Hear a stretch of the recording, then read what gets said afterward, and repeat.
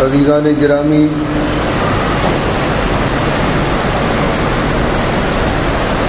سیدنا حضرت سلمان فارسی رضی اللہ تعالی عنہ کی شخصیت تاریخ کے آئینے میں اس عنوان کے ساتھ دو قسطوں کی تکمیل گزشتہ جمعوں کے دروس میں ہو چکی ہے۔ آج قسط صوم کی خلاصہ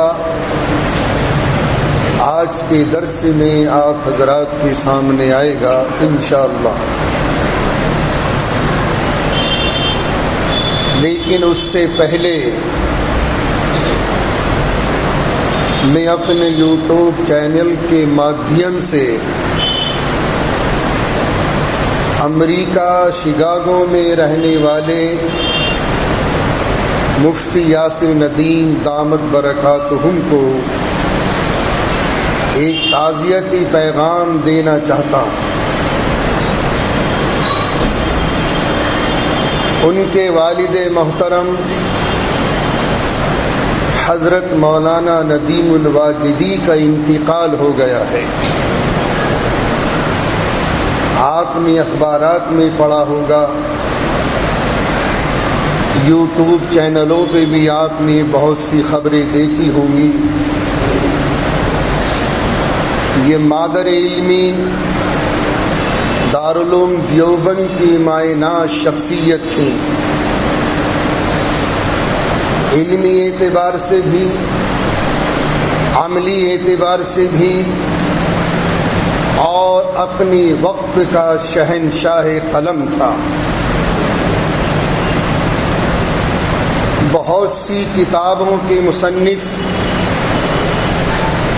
جو منظر گیتی پر آ چکی ہیں، اور علماء حق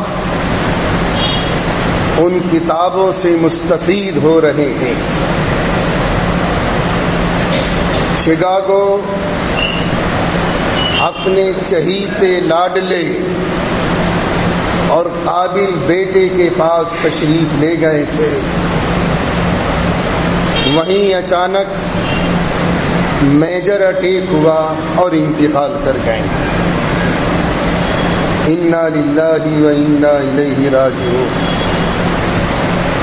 لہذا میں اپنے چینل کے مادھیم سے اپنی متولی اور موجودہ مسجد حاضہ کی کمیٹی، اہل محلہ، اپنے نمازیوں کی طرف سے اور دلی کے محلے چوڑی والان والوں کی طرف سے میں مفتی یاسر ندیم کو تعزیتی پیغام پیش کرتا ہوں۔ بارگاہ قدسی میں دعا گو ہوں کہ اللہ رب العزت والجلال حضرت مولانا ندیم الواجدی رحمۃ اللہ علیہ کی مغفرت فرمائے اور ان کو جنت الفردوس میں اعلیٰ سے اعلیٰ مقام عطا فرمائے، اور ان کی قبر کو نور سے منور فرما دے۔ ان کے لواحقین اور پسماندگان کو، بالخصوص حضرت مولانا ڈاکٹر مفتی یاسر ندیم دامت برکاتہم کو اللہ صبر جمیل عطا فرما دے، آمین یا رب العالمین۔ عزیزان گرامی، گزشتہ جمعے کو میں نے بات یہاں چھوڑی تھی کہ سیدنا حضرت سلمان فارسی رضی اللہ تعالی عنہ ملک شام کے تجارتی قافلے کے ساتھ انہوں نے فرار اختیار کر لی۔ چونکہ آپ مذہباً مجوسی تھے، آتش پرست تھے، اور رویل فیملی سے بلانگ کرنے والی شخصیت تھی، کوئی عام تام انسان نہیں تھے سلمان فارسی رضی اللہ تعالیٰ عنہ کی ذات بابرکت اپنے وقت کے بہت بڑے گھرانے سے، ذمہ دار گھرانے سے تعلق تھا، لیکن مذہب مجوسیت سے بیزار آ چکے تھے کہ جو آگ دوسروں کو جلا سکتی ہے، جو آگ اپنے پوجا کرنے والے کو نہیں بخش سکتی، وہ ہمارا خدا کیسے بن سکتا ہے؟ مذہب آتش پرستی سے آپ بہت ہی زیادہ متفکر تھے، اس سے مطمئن نہیں تھے، یہ خدا نہیں ہو سکتا۔ بہرحال عیسائیوں کے چرچ میں گئے اور وہاں شام کا جو سب سے بڑا پادری، ٹاپ کا مولوی، یہودیوں کا، عیسائیوں کا سب سے بڑا عالم، جس کا نام اسقف الاعظم تھا، میں نے گزشتہ جمعے کے دروس میں بتایا تھا کہ 70 کارڈینل ایک پوپ کا انتخاب کرتے ہیں، اور اس پوپ کی وہ ویلی اور پوزیشن ہوتی ہے کہ اس ملک کے صدر اور وزیر اعظم کی بھی اتنی بڑی پوزیشن نہیں ہوتی۔ بہت سے اختیارات حکومتی اعتبار سے، حکومت کے آئین کے اعتبار سے اس پادری کے ہاتھ میں ہوتے ہیں۔ اس پادری کے ماتحت حکومتیں ہوتی ہیں، اس کا وزیر اعظم اور صدر مملکت اس کا ماتحت ہوتا ہے۔ یہ ویلیو ہوتی ہے اس پادری کی، اس کارڈینل کی۔ یہی پوزیشن تھی اسقف الاعظم کی، بہت بڑے عالم، بہت بڑے عالم۔ سیدنا حضرت سلمان فارسی رضی اللہ تعالی عنہ کی زبانی سنیے۔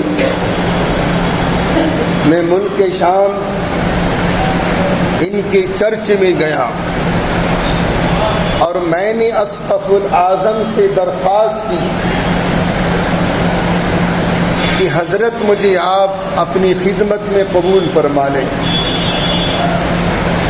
اور میں مذہب عیسائیت کے تعلق سے کچھ سیکھنا چاہتا ہوں۔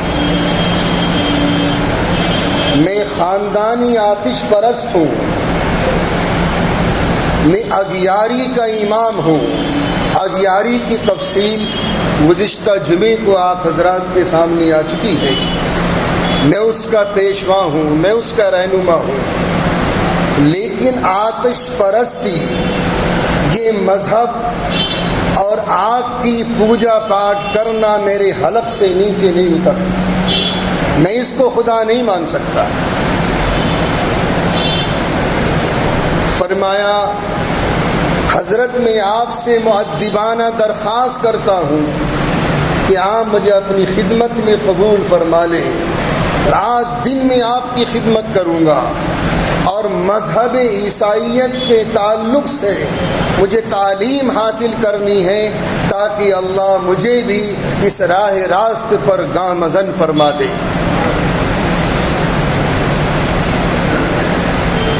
اسقف الاعظم نے حضرت سیدنا سلمان فارسی رضی اللہ تعالیٰ عنہ کی اس ایپلیکیشن کو قبول فرمایا، اس درخواست کو قبول فرمایا اور اپنی خدمت میں رکھ لیا۔ اس پوپ کی بہت سی خصلتیں ایسی تھیں جو واقعی قابل تعریف ہیں۔ حضرت سیدنا سلمان فارسی رضی اللہ تعالیٰ عنہ فرماتے ہیں کہ میں بہت سی خصلتوں سے بہت مطمئن تھا۔ 12 مہینے یہ پوپ روزہ رکھتا تھا، 12 مہینے، اور فاسٹنگ اینڈ ماڈرن سائنس کے عنوان سے رمضان شریف میں میرے بہت سے خطاب آ چکے ہیں۔ کہ آج کی میڈیکل سائنس نے بھی ہمارے نبی پاک صلی اللہ علیہ وسلم کی سنتوں کے سامنے گھٹنے ٹیک دیے۔ روزہ صحت اور تندرستی کا ضامن ہے، آج کی میڈیکل سائنس بھی یہ بولتی ہے اور بمانگے توہل بولتی ہے۔ آقا نے فرمایا صوموا اتصلوا، روزہ رکھو تندرست رہو گے۔ آج میڈیکل سائنس نے ہماری باڈی میں جتنے قیمتی پارٹس موجود ہیں، روزہ سب کے لیے صحت مند ہے، صحت کا ضامن ہے۔ بہرحال یہ پوپ 12 مہینے روزے رکھتے تھے، زہد و قناعت کی بھی اونچی منزل پر فائز تھے، لیکن حضرت سیدنا سلمان فارسی رضی اللہ تعالیٰ عنہ اس کی ایک عادت سے متفق نہیں تھے، اس مولوی کی ایک عادت سے۔ بہت بڑا مولوی تھا عیسائیوں کا، وہ کون سی عادت تھی کہ غریبوں پر جو مال تقسیم کرنے کے لیے اہل ثروت حضرات اس کی خدمت میں لا کر پیش کرتے تھے، یہ غریبوں کو تقسیم نہیں کرتا تھا۔ اور یاد رکھیں تمام مذہبی پیشواؤں کا یہ حق واجبی ہے کہ زہد و قناعت کے دامن کو تھامیں، زہد و قناعت کے دامن کو تھامیں۔ یہ تمام مذہب کے پیشواؤں کے لیے ان کا واجبی حق ہے۔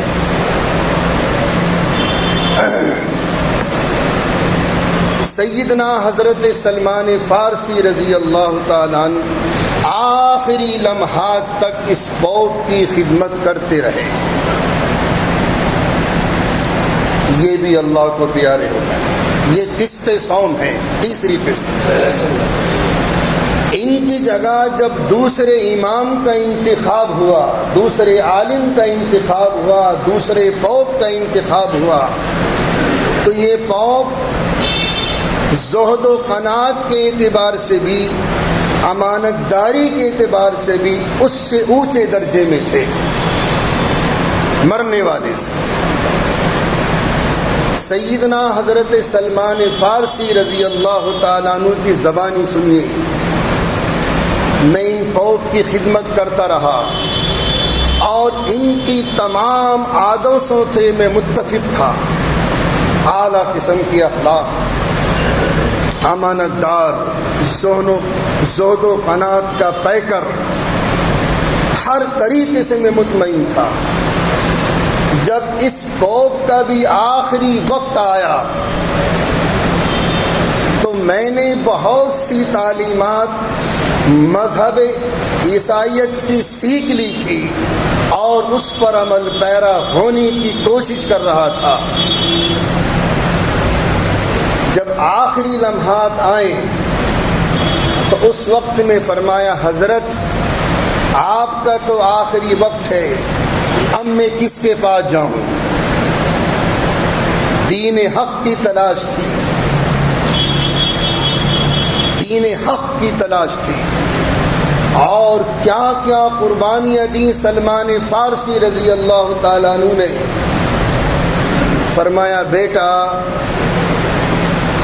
اس دور میں، یعنی آج سے تقریباً 2-2.5 سال پہلے کی بات ہے، اس دور میں راہ راست پر چلنے والے بہت کم باقی ہیں۔ اور آج کا حال کیا ہے؟ امت مسلمہ میں بھی لادینیت کی ہوا چل گئی، اور فری میسن نے جو درخت لگایا تھا کہ مسلمانوں کو، چاہے مرد ہوں چاہے عورتیں ہوں، نوجوان بچے ہوں نوجوان بچیاں ہوں، انہیں ایسے راستے کی طرف گامزن کرو کہ دین سے دور ہو جائیں۔ یہ لادینیت کی ہوا آج ہمارے سماج میں کینسر کی طرح پھیلی ہوئی ہے۔ یہ موبائل، اس نے تو ڈرگس کو فیل کر دیا، اور یہی ان کی منشا تھی، یہی ان کی منشا تھی۔ آج ان کے یہاں قانون ہے کہ ہمارا بچہ یا بچی 18 سال کی عمر سے پہلے ان کے ہاتھ میں سیل موبائل نہیں آ سکتا۔ پہلے پڑھو۔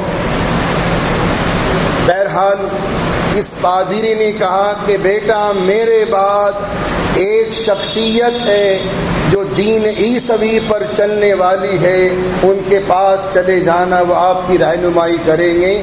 اب یہاں سے سلمان فارسی کا سفر موصل کی طرف ہے۔ انشاءاللہ یہ قسط چہرم آئندہ جمعے کو آئے گی۔